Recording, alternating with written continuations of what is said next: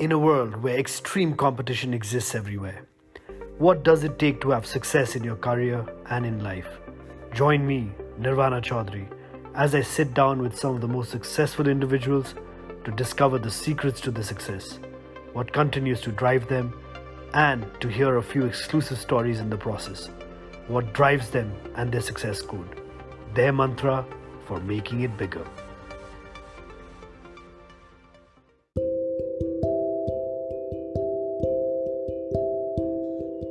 Hello everyone, this is Nirvana Chaudhary back with my Making It Bigger podcast. Today I have with me India's first and only individual Olympics gold medalist. He achieved this feat in the 10-meter air rifle event in Beijing in 2008. Abhinav Bindra, who says sports is much more than competition that happens. The real power of sport lies in what it can do to a community, what it can do to change a person's life, the values that it teaches you. The biggest learning from sport is that it teaches you to accept failures.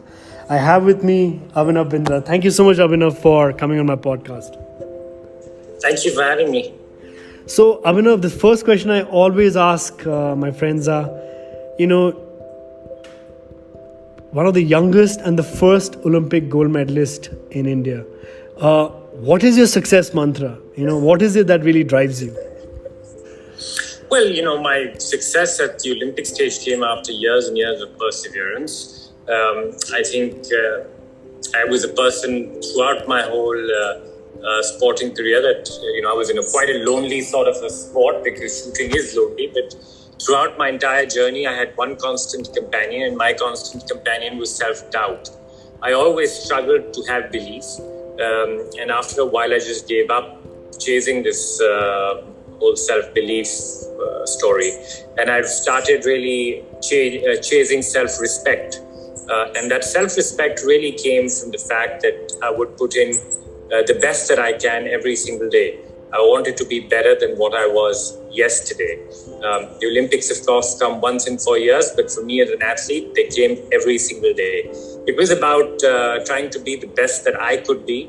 It was about being critical and brutally honest with myself. I think I was my biggest critic. And it was about looking myself into the mirror every evening after training and asking myself the question, have I done it my best to prepare for the Olympics or to prepare for a competition? And through that journey, I suddenly started to have my self-respect. My triumph in Beijing is often talked about. So I'll tell you about Beijing. Just before I boarded my flight to Beijing, I looked myself into the mirror and I asked myself the question, have I done everything I humanly possibly could do to prepare for this event?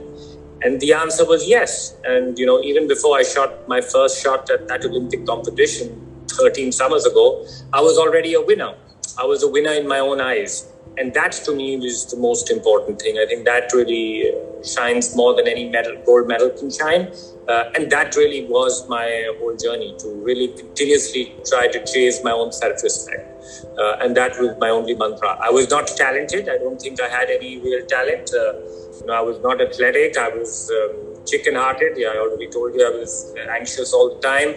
I was not competitive. I did not have good balance. I had terrible eyes. But I think I had one talent, and that was to work hard and persevere. And that is what I just tried to do for 20 long years. Well, that's amazing, Abhinav. I think you're being too modest when you say you had no talent, but absolutely, hard work, perseverance, and I was reading this some other day that again it was a podcast which I was listening to of another Olympic gold medalist who was saying that yes, the end winning that gold medal is fine, but that journey has to be so much more important, right? And like you correctly said, I completely echo your sentiments. But tell me, Olympic comes once every 4 years, then how do you keep pushing your boundary? How do you keep sort of raising the bar for yourself? I think it is about fighting it out with your own self. You're your biggest competitor. It is about chasing excellence. And, there is no finish line to greatness. I think you have to keep trying to get better. Yes, the goal remained the same, was to achieve Olympic glory for 20 odd years. But on how I had to achieve it continuously changed. I lived in a changing environment where my sport continuously evolved, training methodologies continued to evolve. But more importantly, I as a human being kept evolving. My mind kept evolving. I was a different person when I competed at my first games in 2000, and I was a completely different person when I competed at my last in 2016.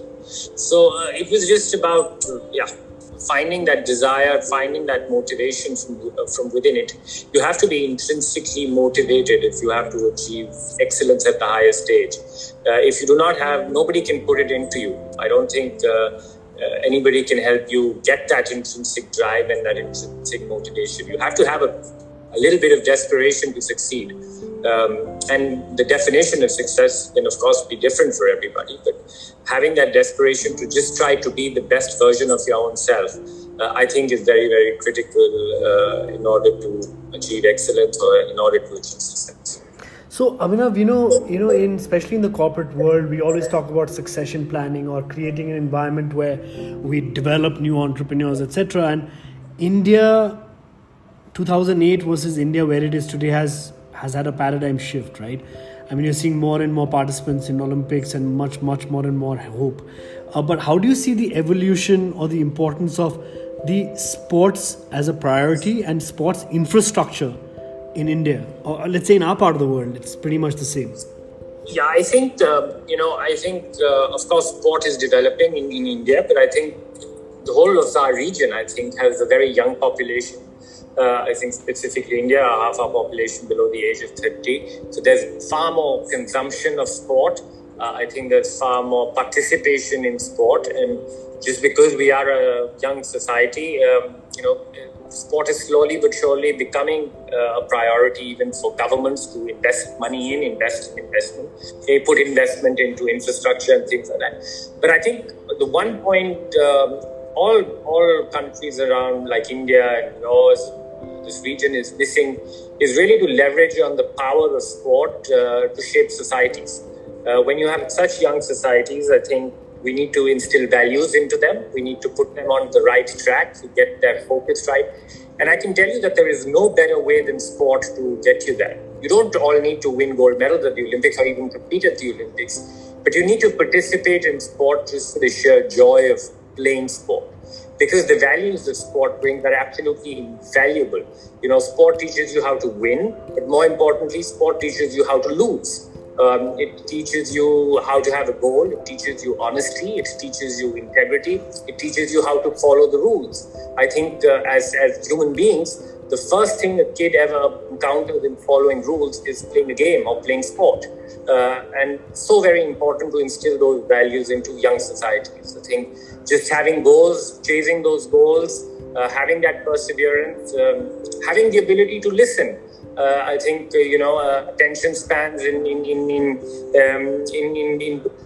younger people are getting lesser and lesser, and we find it very challenging for them to listen. But sport has a unique ability to make sure that you listen and listen to also other points of view, conflicting points of view at times, but with a spirit of friendship and with a spirit of respect. And I think these are invaluable lessons that society can imbibe through sport. So I think when we have more numbers just participating in sport, I think excellence in sport will become a byproduct. So I think we need to look at sport for the power it has to do good to society.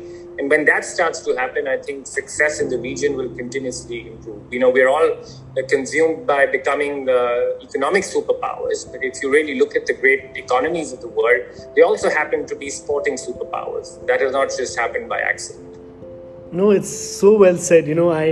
I remember reading somewhere that BMW, right? The only newspaper that's available for people to read is the sports section. And because all sports talks about is winning, all sports talks about is development, all sports talks about is non-controversial things, more or less. So I absolutely agree the mindset you need to have. Abhinav, one thing I'm extremely proud, and especially of what you're doing, and I tell a lot of my friends, especially in our generation, is giving back, making a difference. What is happening through the Abhinav Bindra Foundation? Yeah, so we work on three pillars. We have three pillars in the foundation. The first is intervention, where we've set out several high performance centers across the country, which are open to all sporting disciplines. It's not specific to shooting, but where we bring in sports science and sports medicine into athlete training. We give out scholarships to very young athletes between the age of 11 to 15, called the STEAM Scholarship Program, STEAM standing for Science, Technology, Engineering, Analytics and Medicine, and try and incorporate all those elements into grassroots level training, because I do believe there's enough support at the elite level in sport in India, but that support needs to really infiltrate down to the grassroots. And achieving success, Olympic success and world level success requires a scientific approach to training right from start, right from the foundation. So that is our intervention pillar. The second pillar is education. So it's not just about empowering athletes, but it is also about creating the ecosystem that surrounds the athlete. So far in our history, we've been reliant on importing knowledge and getting foreign expertise into the country, or hiring foreign coaches, foreign physios, etc., which is great, but not sustainable. I think it's also very important and critical that we empower our own coaches, produce our own world-class physios, world-class trainers with knowledge at global best practice levels. So we set up a Sports Science and Research Institute, where we are giving out bachelor's and master's degrees in sports science and physiotherapy to start with, but that will continuously evolve and we will add more courses. The second element of education is leadership in sport. Governance in sport is also critical to sporting performance, and governance in our part of the world, in our sports bodies, is something which has often been talked about for probably the wrong reasons. But we have to do something about it. We also have to empower our administrators. So along with the University of Loughborough, which is regarded as the best sports university in the world, we set up a program for leadership in sport, which empowers administrators so that the day-to-day functioning of sport, day-to-day functioning of sporting bodies also incorporates global best practice and governance into their daily functioning. Third element of of education is athlete mental health. Again, a very stigmatized topic around the world, in society in general, but it's more so in sport. Doing a lot of work there for advocacy and also trying to set psychologically safe environments for athletes to work and play in. The last element of our work is using the power of sport for societal good. There, our first program was an international program where, alongside a three-time Olympic champion, a former rival and now good friend, Niccolò Campriani from Italy, from my same sport, we were both really taken in by the refugee cause. We were inspired by the international refugee team, which took part at the Olympics in Rio.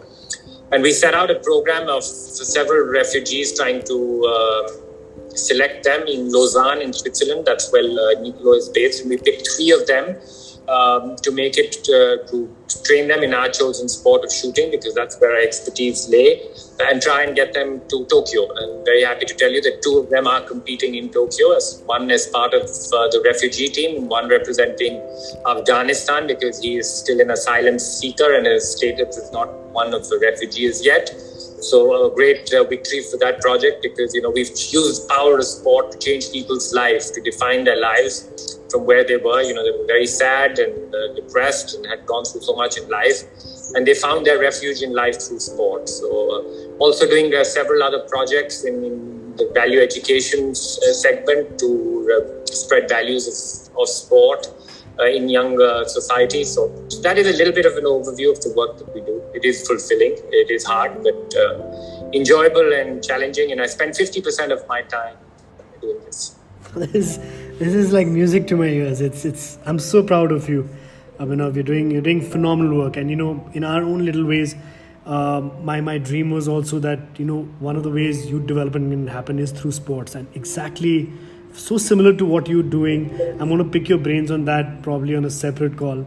But thank you so much, Abhinav, and congratulations again for all the work you're doing. Thank you so much for taking time out for this podcast. It's greatly benefited me. I'm sure it's gonna all the people will be listening to this will benefit them to the large extent. So thank you so much, Abhinav, for taking our time. Thank you.